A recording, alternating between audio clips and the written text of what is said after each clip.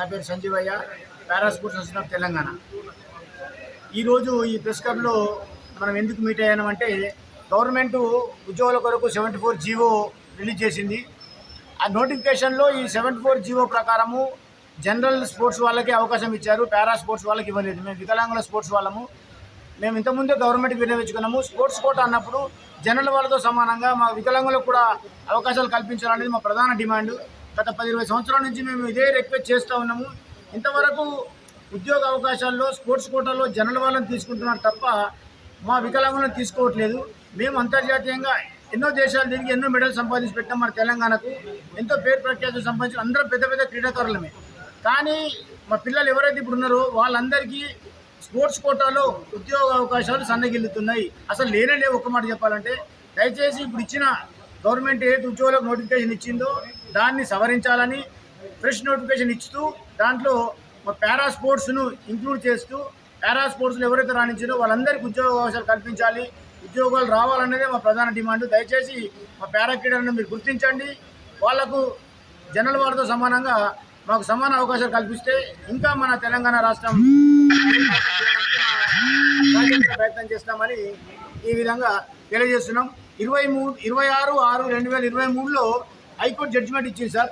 ఖచ్చితంగా ఈ స్పోర్ట్స్ పాలసీలో పారా వాళ్లకు సమాన అవకాశాలు ఇవ్వాలని చెప్పేసి ఏదైతే గవర్నమెంట్ ఇచ్చిందో దాన్ని ఇంప్లిమెంట్ చేయమని ముఖ్యమంత్రి నుంచి పడితే అందరి సార్లను కలిసాము, చేస్తున్నామంటారు. కానీ ఇంతవరకు దానికి సంబంధించిన కరెక్షన్ రాలేదు, ఆ జీవో విడుదల కాలేదు. అయిందని చెప్తున్న ఇంతవరకు కాలేదు. మళ్ళీ ఇప్పుడు ఆ నోటిఫికేషన్ ఇవ్వద్దని ఇంతకుముందు షాట్స్లో కానీ తెలంగాణ పబ్లిక్ సర్వీస్ కమిషన్ కూడా కలిసి వచ్చింది. అయినా మళ్ళీ వాళ్ళు ఇచ్చారు ఇప్పుడు. సో అది మాకు అన్యాయం జరిగింది, దాన్ని వ్యతిరేకిస్తున్నాము. దీని ద్వారా మా ప్రొఫెషన్ ఇంకా ముందుకెళ్తుంది. రేపు స్పోర్ట్స్ అథారిటీ కావచ్చు, దాని తర్వాత తెలంగాణ పబ్లిక్ సర్వీస్ కమిషన్ కానీ అక్కడ వెళ్ళి మా వినతి పత్రం సమర్పించుకుంటాం సార్.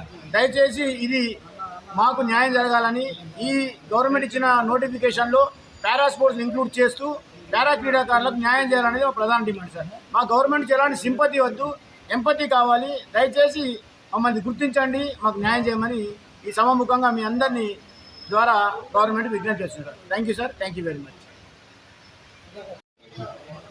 ఈరోజు ఈ యొక్క ప్రెస్ మీట్ ముఖ్య ఉద్దేశం ఏంటంటే, 74 జీవో ఇంప్లిమెంటేషన్ అంటే ఉద్యోగ అవకాశాల్లో కూడా సమానంగా సకలాంగుల క్రీడాకారులకు ఏ మాత్రం అయితే మీరు ఉద్యోగ అవకాశాలు కల్పిస్తున్నారో వికలాంగుల క్రీడాకారులకు కూడా సమానంగా ఉద్యోగ అవకాశాల్లో స్థానం కల్పించాలని చెప్పేసి మా యొక్క డిమాండ్, మా యొక్క కోరిక.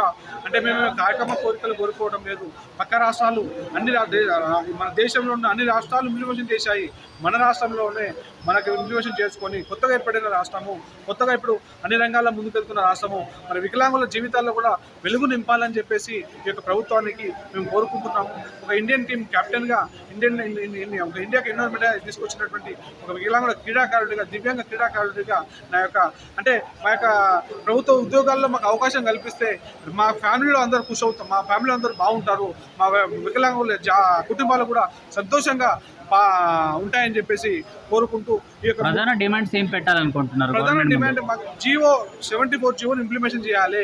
సమానంగా సకలంగా క్రీడాకారులకు ఏమాత్రం ప్రభుత్వం సహకారాలు అందిస్తుందో సేమ్ అలాగే వికలాంగుల క్రీడాకారులకు కూడా మాకు సేమ్ అలాగే సహకారం అందించాలని చెప్పేసి కోరుకుంటాం.